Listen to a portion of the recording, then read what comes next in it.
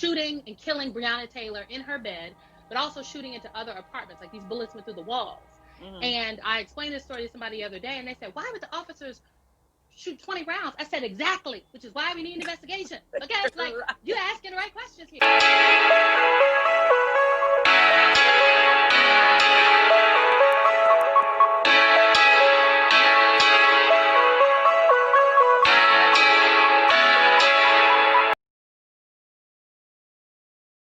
He had a gun. He was a licensed, I do believe he was a licensed gun owner, and he shot back at the folks entering their apartment.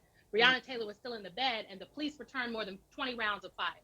Her boyfriend, I think, shot off one round. The police returned more than 20 rounds of fire, shooting and killing Breonna Taylor in her bed, but also shooting into other apartments. Like these bullets went through the walls.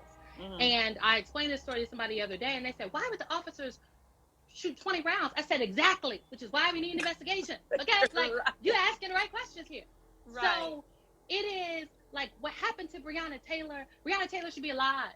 Like Breonna Taylor was an EMT worker, a public sector. So it's just it really just it's disturbing because it's just very disturbing that is still happening in 2020. So we have to continue to speak Breonna Taylor's name, but we need to know her story. And y'all need to drop the donate link down here to the official thing in the chat.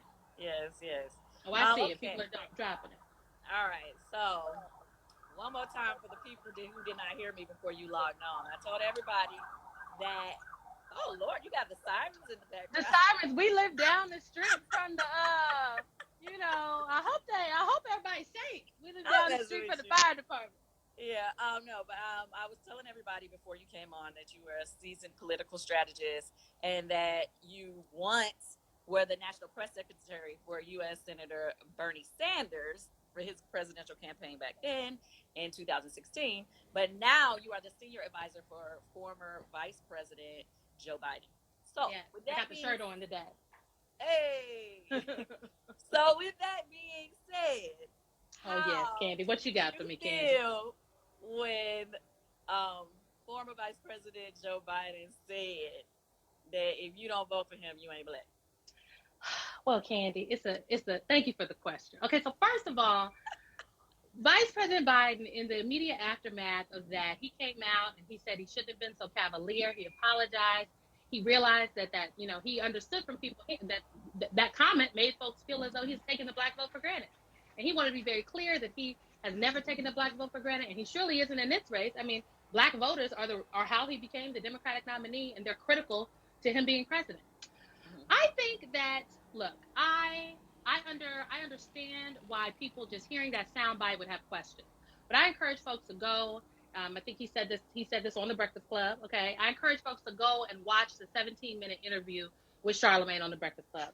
It is conversational. Okay, it is high energy. It is emotional a little bit because Charlamagne is like, no, this, and Vice President Biden is like, I'm trying to tell you, man. Right. And I say all that to say that, like, the reason we can even talk about a comment Joe Biden made on the Breakfast Club is because he went there. And why did he go there? Because that is a place where young people, specifically young people of color, that they listen to, that they watch. And he is going there to earn those votes. And so he is committed to earning those votes. Our campaign is the only Democratic nominee to ever put out a plan for Black America in the general election. Usually people do it in the primary, then they do a pivot to talk to some other voters. Black voters are central to our pivot. So I want folks to continue to hold us accountable, but I also want people to see the whole interview, and especially the comments after the fact where he was very clear that, I just want to be clear, I'm not taking the black vote for granted. He did say that. So all we can continue to do is let action show. But I know the comment wasn't great. And he knows it wasn't great. He said it. I mean, how did it make you feel, Kandi, when you heard it? What did you think?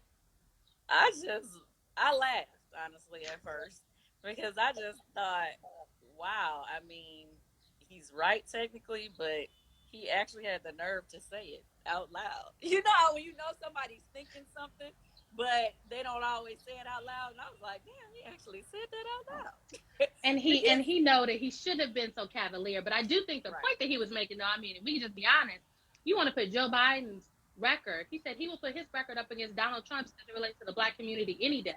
And Donald Trump, who called African countries shithole countries, who asked black people in the last election, what do they have to lose? At this point, our lives, okay, due to the coronavirus. Donald Trump, who has yet to do anything substantive for our community, who I'm just really.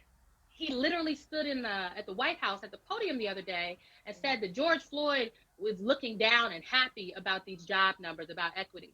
For him to put any other words in George Floyd's mouth except his last words of "I can't breathe," calling for his mother, is just Right. despicable. So, Right. like, but Joe Biden has said that he shouldn't have been so cavalier, Right. and he is committed to earning the African American vote. So we're Right. gonna I show mean, you with our honestly, actions. I'm not gonna lie. I wasn't really offended. I just thought like, wow, okay, he actually said that out loud. Okay, that's just how I looked at it. But at the same time, I just looked at it. At the end of the day, I'm not voting for Trump. So if I don't vote for Biden, that's like voting for Trump. So that's why I was like, he's right. I mean, at the end of the day, I know who I'm voting for. Simple as that. Um, And we're happy you feel that way. Look, but we realize though that there's a lot of people, Candy, that were that you weren't offended, but there were people that were. And I think to those folks we say, look at Vice President Biden's record, look at what he said in his campaign, look at what he's saying right now when black bodies are on the line, when black people are dying. He doesn't speak George Floyd's name and Ahmaud Arbery's name without mentioning Breonna Taylor, because her life mattered and she's important to this moment too. So we as a campaign though have to continue to demonstrate that we are actively working to earn the vote. And we working on that every day. It keeps me up late at night. Okay, that's why I got a little coffee right now. okay, So we okay, committed. all right, okay. So I want to go to your book.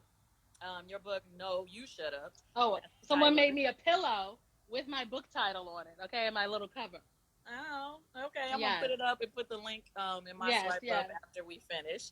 But okay, so everybody support her book and get it and read it so you can know what's going on. But in your book, No, You Shut Up, you stress the importance of fighting oppression, injustice, and inequality in our own circles of influence. So, what advice would you give someone that's struggling to discover their area of activism?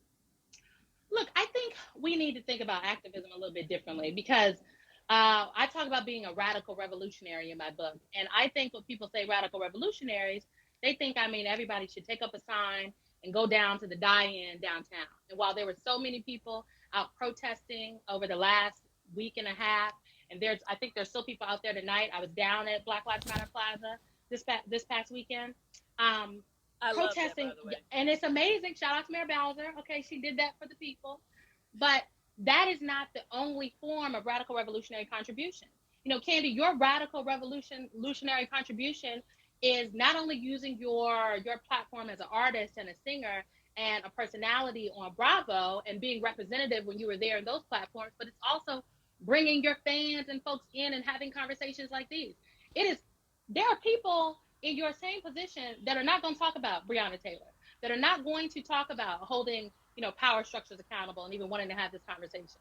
That's your radical revolutionary contribution. Mine used to be sitting on CNN explaining to the world why people were out at the die-in, why addressing white supremacy is important, why voting matters. Now, my radical revolutionary contribution is, working for Joe Biden, ensuring that we are doing things like the Breakfast Club and we are speaking directly to the pain that folks feel in America and that we are earning people's votes. So I encourage other people, like, you have to find your contribution in whatever it is that you do every day. So if you Mm-hmm. sit on a board, maybe your radical revolutionary contribution is making sure y'all send the money somewhere else this time. If you are in an office, maybe your radical revolutionary contribution is changing the culture of conversation you have. So we have to think locally. I mean, all politics is local. Everything, the things that you are doing in the community in Atlanta directly affect what is happening in Washington D.C. Frankly, because we're all connected. But we got to start locally first. Okay, I have another question.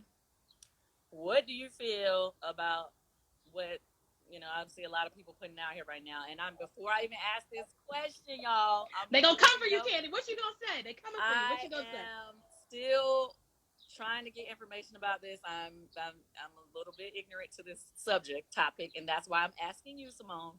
But Mm-hmm. what does it mean exactly when people say they want to defund the police? This is a good question. So I'm gonna put on my teacher hat. I used to be a professor at USC Yeah, and at please Harvard. So school me. Help I'm me gonna put my understand. teacher hat on. Okay, so it's a good question because defund the police means different things to different people. There's a camp of people that when they say defund the police, they literally mean abolish the police department. They mean they do not want any more police officers and they want to rethink policing in this country. what would we do if we could start over and create policing from the ground up today?